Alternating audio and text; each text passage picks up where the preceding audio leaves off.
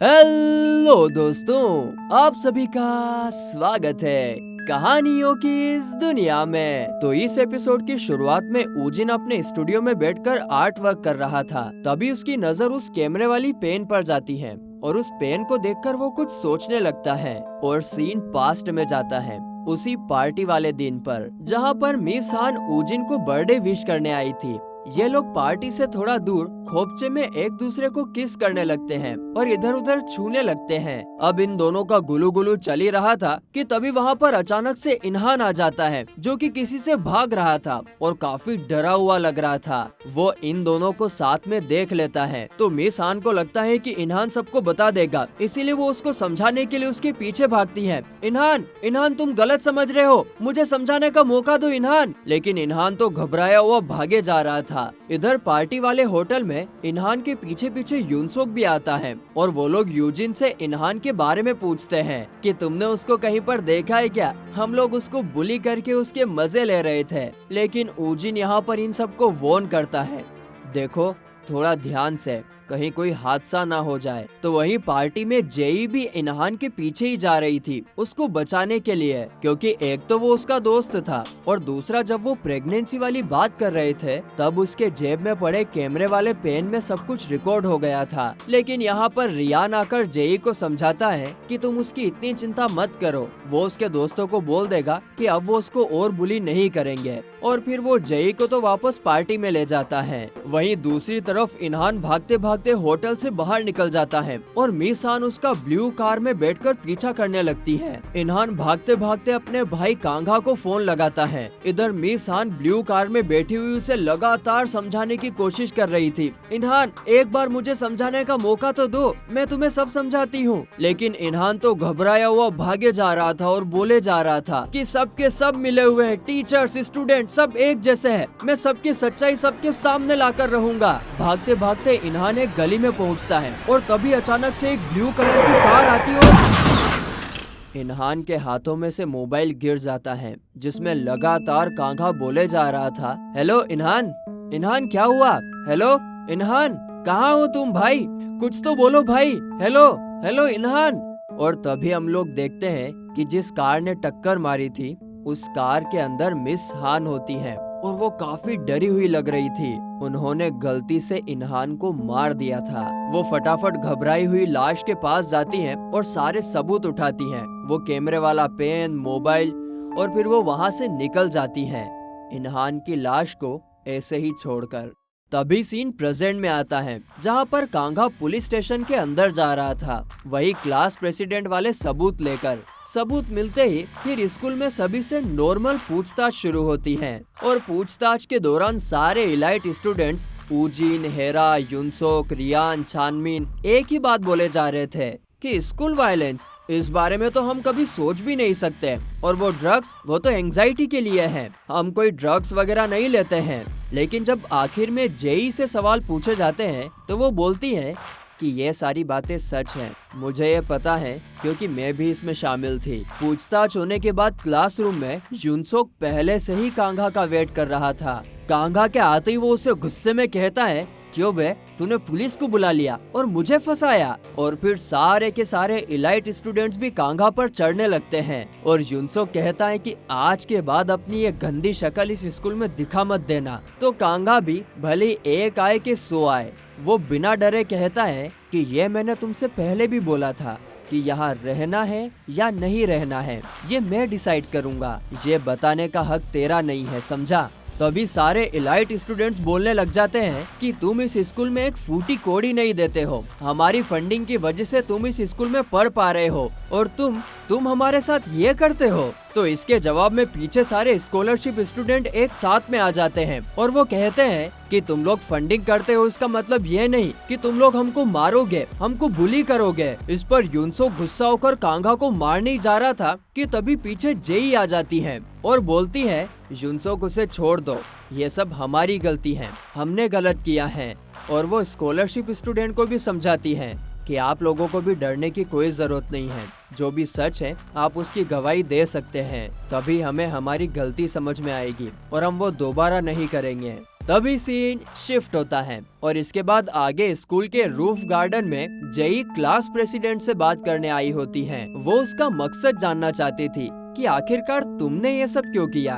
तो class president कहता है कि तुम एलाइट स्टूडेंट्स ने सिर्फ स्कॉलरशिप स्टूडेंट्स को ही नहीं बल्कि टीचर को भी परेशान करके रखा था। उनको अपनी उंगलियों पर नचाते थे तुम। फिर आगे जेई कहती है कि एक बात समझ में नहीं आई, पुलिस को जो वीडियो कांघा ने दिए थे उसमें मेरा वाला वीडियो था ही नहीं, क्योंकि क्लास प्रेसिडेंट ने वो वाला वीडियो कांघा को दिया ही नहीं था। लेकिन जेई की ये बात सुनकर क्लास प्रेसिडेंट थोड़ा सा घबराकर चुप हो जाता है और क्लास प्रेसिडेंट को देखकर जेई अब समझ जाती है कि क्लास प्रेसिडेंट ऐसा कभी कर ही नहीं सकता, क्योंकि अगर वो लियान और जेई का वीडियो दे देता तो इससे उसकी माँ यानी कि प्रिंसिपल फंस जाएगी, क्योंकि रियान की माँ तो स्कूल की ओनर है और अगर गलती से भी रियान फंस गया तो वो ओनर तो सीधा प्रिंसिपल को ही पकड़ेगी। और इसीलिए क्लास प्रेसिडेंट ने जेई को टारगेट किया, ना कि लियान को।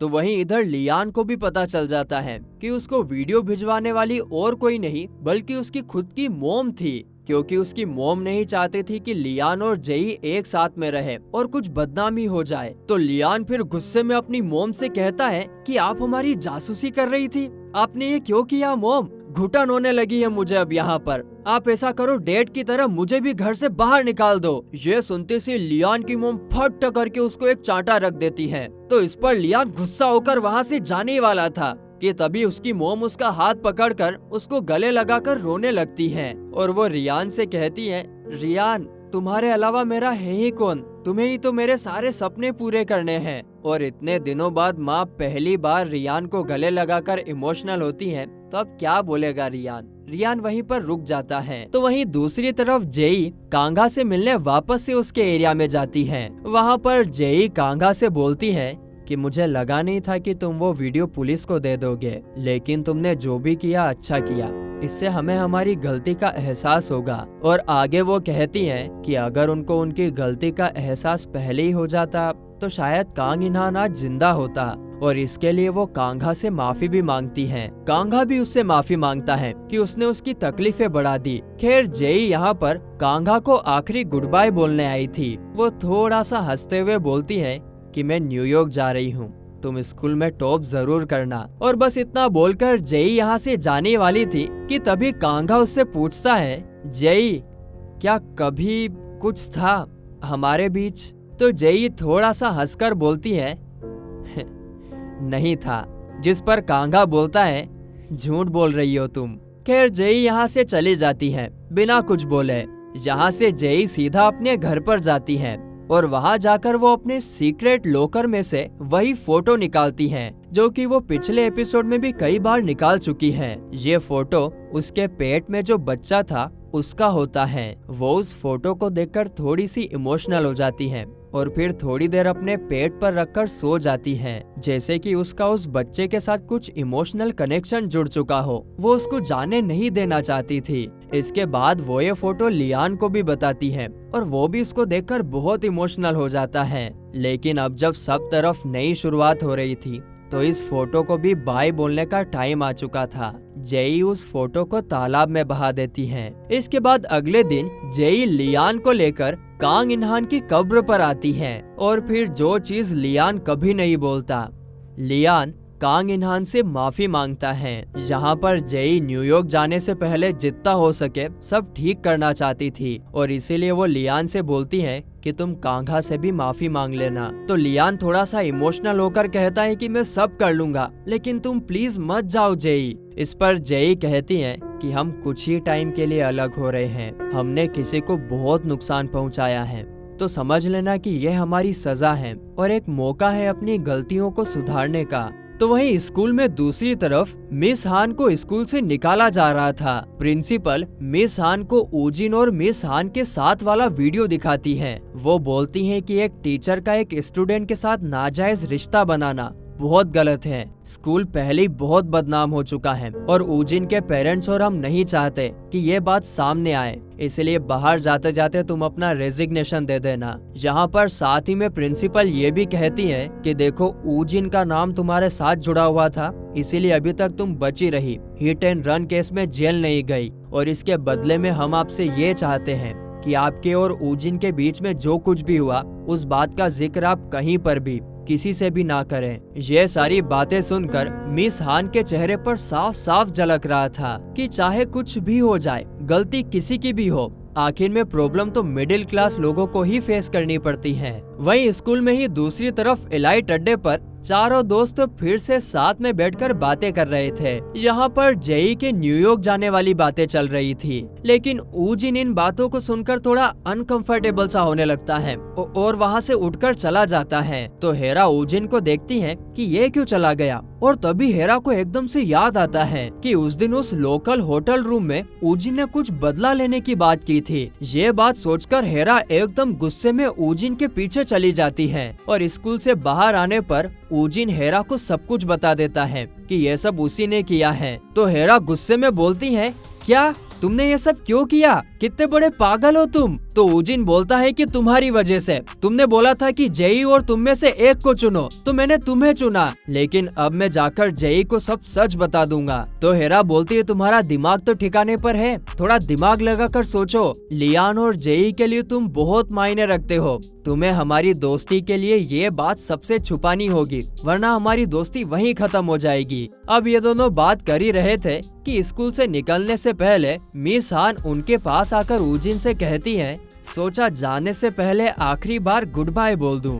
इस पर ऊजिन मिस हान को समझाते हुए कहता है, देखो यही हम सब के लिए सही रहेगा ताकि वो राज बाहर ना आ पाए। लेकिन मिस हान बोलती है, कुछ भी कर लो, राज बाहर आ ही जाते हैं, और इतना बोलकर वो निकल जाती है। लेकिन इधर ऊजिन को तो अभी भी गिल्ट हो रहा था कि उसने जेई के साथ जो कुछ भी किया वो बहुत गलत किया। तो वो क्या करता है कि शाम को वही कैमरे वाला पेन ले जाकर जेई को दे देता है और उससे बोलता है कि मुझे माफ कर देना, मैंने तुम्हारे साथ बहुत गलत किया। दोस्तों, ऊजिन जेई को सॉरी बोल तो इसलिए रहा था क्योंकि उसने जेई को वो पेन पहले नहीं दिया, लेकिन असल में वो जेई से माफी मांग रहा था क्योंकि उसकी वजह से जेई को न्यूयॉर्क जाना पड़ रहा है, लेकिन वो उसको ये वाली बात बता नहीं सकता। खैर, इसके बाद हम देखते हैं कि कांगा वो पेन ले जाकर पुलिस को दे देता है, जिसमें कांग इनहान की डेथ का, जेई की प्रेगनेंसी का, वायलेंस का कई सारे सबूत थे। अब पिछली बार तो प्रूफ तगड़े थे नहीं, लेकिन इस बार तो थे। तो इस बार अब पुलिस एक्शन लेती है और सीधा स्कूल पहुंच जाती है और पूछताछ शुरू करती है। और वहीं दूसरी तरफ मिस हान को भी, जो अपना कमरा छोड़कर निकलने ही वाली थी, उनको भी जाकर पुलिस गिरफ्तार कर लेती है कि उनको हिट एंड रन केस में गिरफ्तार किया जाता है। उसी वक्त वहाँ पर कांगा भी आ जाता है, जिसको मिस हान पर बहुत गुस्सा आ रहा था। इधर मिस हान भी पुलिस के साथ जाने से पहले कांगा की तरफ देखती है। उनकी आंखों में थोड़ा सा रिग्रेट और थोड़ा सा गुस्सा भी दिख रहा था, क्योंकि वो कभी कांग इनहान को नहीं मारना चाहती थी। इनफैक्ट उसके साथ तो उनके रिश्ते भी बहुत अच्छे थे, पर पुलिस मिस हान को पकड़कर ले जाती है। तो वहीं इस तरफ स्कूल में पूछताछ के दौरान रियान की मां पर सवाल उठाए जाते हैं। ड्रग्स, वायलेंस, स्कूल टीचर का हिट एंड रन केस, ये सब स्कूल में क्या चल रहा है। लेकिन तभी हम देखते हैं कि इन सारी चीजों का ब्लेम प्रिंसिपल अपने ऊपर ले लेती है कि मैं ध्यान नहीं दे पाई, और रियान की मोम प्रिंसिपल को ही स्कूल से बाहर निकाल देती है कि आपकी वजह से ये सब हुआ। तो फिर ये पूछताछ खत्म होने के बाद प्रिंसिपल चेयरमैन से पूछती है कि चेयरमैन, मैंने आपके लिए कितना कुछ किया और आप मुझे कागज के टुकड़े की तरफ बाहर निकाल रही हैं। तो इस पर रियान की मोम बोलती है कि तुम्हें क्या लगता है मुझे स्कूल की परवाह है? मुझे स्कूल की कोई परवाह नहीं है, लेकिन मैंने जो तुम्हें जिम्मेदारी दी थी कि तुम्हें मेरे बेटे को हर मुसीबत से बचाना है, तुम उसमें चूक गई। और इतना बोलकर वो वहाँ से चली जाती है। लेकिन प्रिंसिपल इस बात से बहुत दुखी होती है कि ये अंजाम मिला मुझे मेरी मेहनत का। परंतु इस बात से क्लास प्रेसिडेंट बहुत खुश था। जब प्रिंसिपल अपना सामान पैक करके निकलने वाली थी, तो वो आकर उनको पूरा सच बता देता है कि उसी ने कई सारे वीडियोस कांगा को दिए थे। लेकिन अब वो इन सब से बहुत खुश है, क्योंकि आपको अब जोशिन के इशारों पर नहीं नाचना पड़ेगा मोम। इसके बाद जोशिन के अंदर जो भी ये सारी चीजें हो रही थी, ये मीडिया में भी फैल जाती हैं। एक तरफ तो लियान की माँ परेशान होकर अपने एम्प्लॉइज को बोल रही थी कि हैंडल करो इन सबको, तो वहीं दूसरी तरफ जेई के डैड जेई को सुना रहे थे।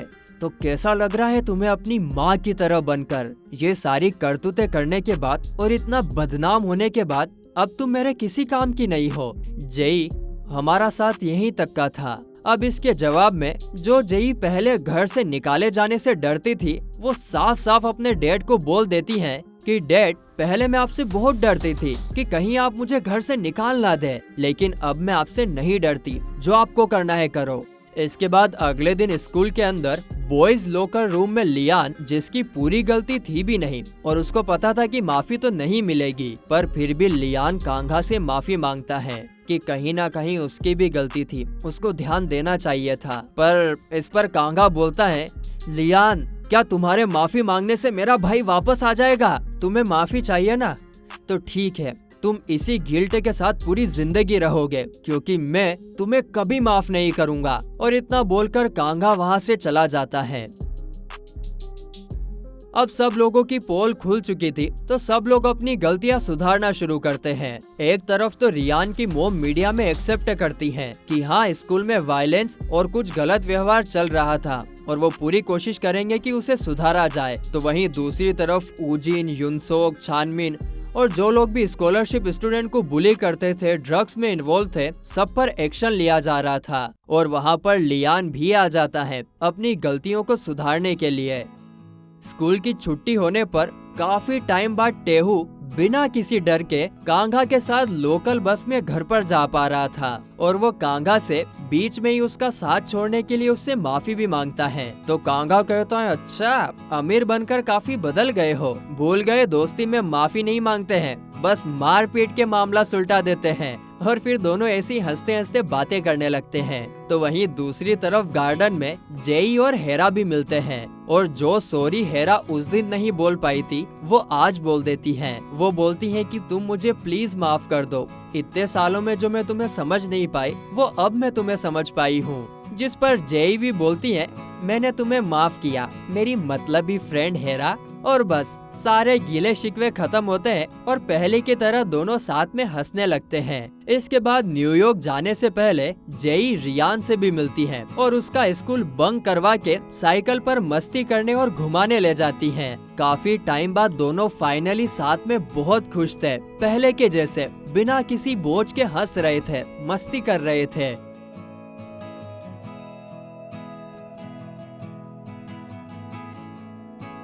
इसके बाद जेई रियान को उसी जगह पर स्ट्रीट फूड खिलाने भी ले जाती है जहां कांघा उसको लाया था।